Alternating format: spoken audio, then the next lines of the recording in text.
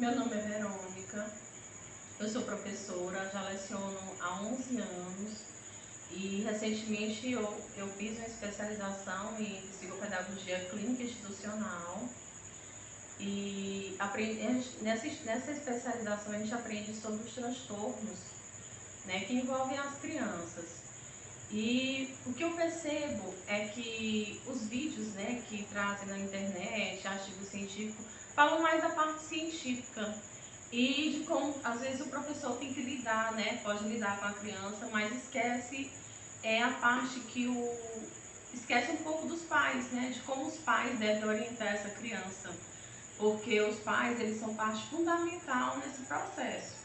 Então, assim, eu fiz uma pesquisa, né, sobre esse transtorno TOD, que é o transtorno opositor desafiador, né, cujo muitas crianças elas são diagnosticadas com esse transtorno. Então, eu venho, assim, com a minha pesquisa, tentar contribuir para os pais, para tentar ajudar a minimizar os impactos em casa. E, tipo assim, em casa também eles orientarem para que na escola também esse progresso ele seja visto, né? De acordo com as orientações que os pais estão seguindo em casa, né? Então é para ajudar vocês, pais. Vamos lá. Primeiro vamos para o conceito de TOD. O conceito de TOD, né? TOD é um transtorno desafiador opositor, né? Como eu já falei. Ele geralmente acontece na fase da infância e a criança, ela tem o transtorno desafiador opositor. A criança que tem esse transtorno desafiador opositor, ela apresenta comportamentos caracterizados, né, por agressividade, raiva, desobediência, provocação, ressentimento, né? Então, como identificar se a criança ela tá com TOD, né, esse transtorno, ou se é só uma birra comum de criança, né? Vamos ver lá. Qual é o tamanho do prejuízo que esse comportamento ele está trazendo para a criança? É a pergunta que a gente tem que se fazer, né? Qual é o tamanho do prejuízo que esse comportamento, né, opositor, ele está trazendo para a criança, né? É só dentro de casa? É só com os pais? Nesse caso, provavelmente não é TOD, né? Se for só dentro de casa com os pais, não é TOD. É só uma criança mesmo, né? Questionando as regras, né? Os limites que os pais estão impondo. Mas se a criança tem problemas com os amigos, com as pessoas de autoridade, mesmo as que ela ama muito, é provável que seja TOD.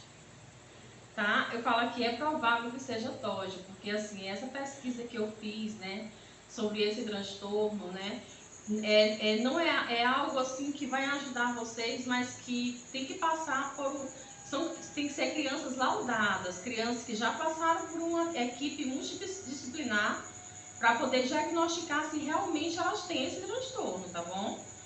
Então vamos lá.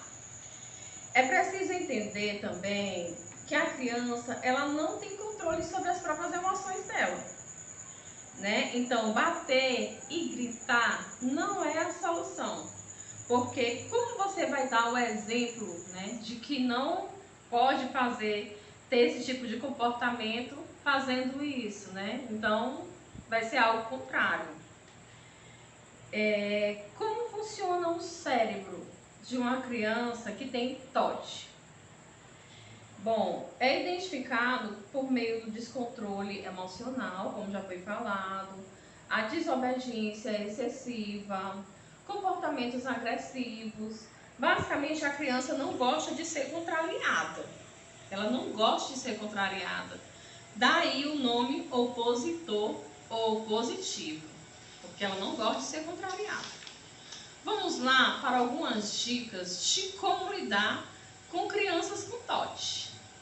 Primeira dica: educar com afeto, mas de forma firme, clara e objetiva. 2. Quando for corrigir ou falar uma regra, abaixar-se na altura da criança, mas de uma forma firme e respeitosa. Dica 3. Explique de uma forma clara e lógica os combinados. Às vezes um mural com os combinados também ajuda muito. Dica 4. Explique de forma clara as consequências quando algum combinado for quebrado. Dica 5. Explique de forma clara o que você espera da criança. De forma bem clara. E o 6. Aplique as consequências compatíveis com a idade da criança. E também evite ceder às apelações, né? E escolha coisas que você vai conseguir cumprir. Sem sofrer junto com o filho. Tipo, ficar com pena e tirar da punição antes do tempo, porque achou que exagerou. Então, escolha uma consequência, né? Uma punição, uma consequência compatível com a idade da criança, tá? Aí, vamos lá para 7. Reforce de forma positiva nas crianças os comportamentos esperados, né? Estimular e incentivar esses comportamentos, né? Quando eles têm os comportamentos que é esperado, é importante o reforço positivo. 8. Estimule o convívio social. 9. Não atenda se ele estiver fazendo birra. Só dê atenção para ele se estiver de calmo, né? Porque a criança, quando ela está com raiva, ela não consegue se concentrar, nem entende o que você está tentando explicar para ele.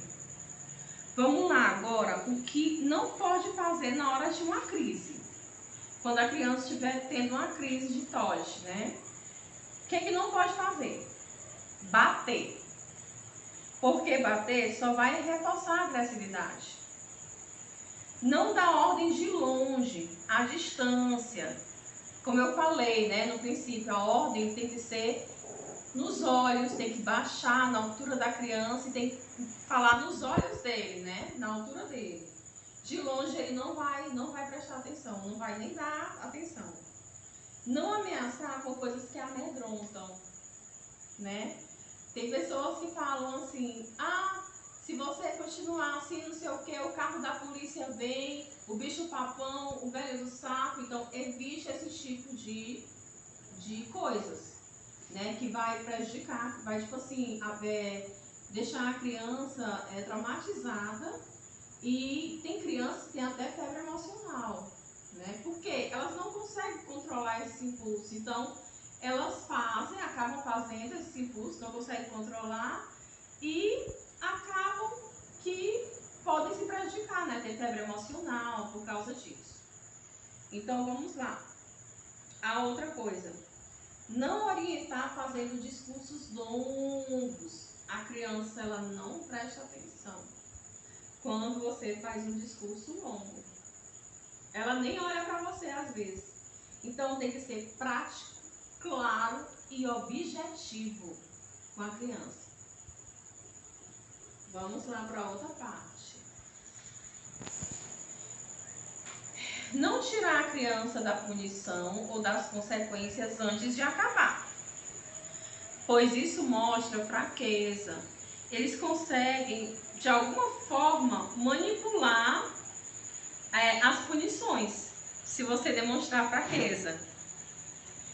Não discutir na hora da raiva, elogiar os comportamentos positivos, como eu já falei, atividades simples que podem ser trabalhadas em casa para controlar essas respostas impulsivas, diminuindo a ocorrência de comportamentos inibidores, né? Uma dica, o jogo da estátua. Eu acho que todos conhecem o jogo da estátua, a brincadeira da estátua. Como é que acontece, né? Os pais colocam uma música para tocar e dançar juntamente com as crianças. Em certo ponto da música, os pais gritam, estátua! Nesse momento, todos devem ficar parados em uma posição de estátua. Para as crianças que possuem TOD e que acabam tendo um controle inibitório diferente, a princípio, eles terão certas dificuldades em permanecerem paradas, né, quando os pais disserem estátua. Eles vão o quê? Dessa maneira, os pais, pois os impulsos, eles fazem com que eles queiram se movimentar sem parar. Então, assim, na hora que os pais gritarem estátua, as crianças que são diagnosticadas com TOD, elas vão continuar se mexendo, por causa da impulsividade, né, que o transtorno causa. Também, ó, além do jogo da estátua, que pode ser feito com os pais, junto com os pais, de forma bem divertida, lúdica, bota uma música, eles vão amar a interação com os pais, né? Como se tiver irmãos também. E os jogos de desenhos, é bem interessante os jogos de desenho. Você desenhar junto com a criança, né? Ajuda ela a organizar os pensamentos. Dessa forma, ela encontra uma forma mais de expressar, de falar as brincadeiras, histórias em quadrinhos, né? Relatos da escola, o que acontece na escola, na família. Pode ser uma boa estratégia de jogo para transtorno opositor. Por isso é importante que os pais, os pais incentivem e pratiquem as atividades junto com as crianças, né, com os filhos, alimentando esse desejo deles explorar a criatividade, a organização, né, de pensamento e a expressão. Então, assim, eu pesquisei esses dois exemplos, né, de o jogo da estátua e dos desenhos. No caso, ele pode relatar acontecimentos e você pode desenhar, né? Ou ele pode relatar os acontecimentos e desenhar ao mesmo tempo, ou ele relata e você desenha, né? Então, assim, é uma forma de uma organização mental. Ele vai organizar as histórias de forma mental. Então, é isso. Eu espero ter contribuído, né, com vocês, com a minha pesquisa, né? Eu só quis ajudar, né, vocês pais a ajudarem seus filhos. É algo bem difícil, né? Todos os transtornos são bem difíceis, né, de lidar, mas eu tenho certeza que com a ajuda dos pais tudo fica mais leve. Beijo, obrigada.